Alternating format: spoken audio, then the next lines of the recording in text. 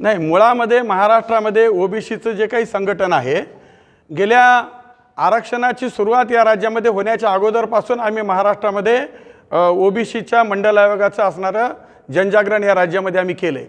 पण जेव्हा ओबीसीची सवलत सुरू झाली तेव्हा आम्ही सवलतीच्या बाहेर राहिलो का? आम्ही मायनर ओबीसी आहे।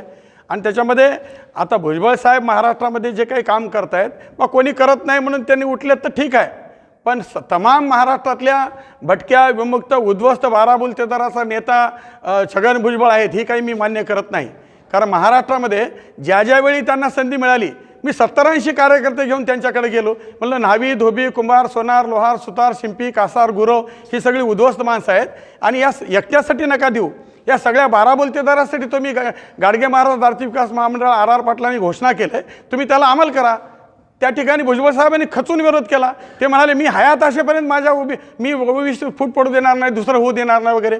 आणि माझं असं स्पष्ट म्हणणं आहे की तमाम ओबीसीचं नेतृत्व करण्यासाठी त्यांच्याकडे तेवढी व्यापकता नाही आहे। ज्यावेळी त्यांना आयुष्यामध्ये संधी मिळाली त्यांनी एकही ओबीसी माणूस महाराष्ट्रामध्ये मोठा केला नाही।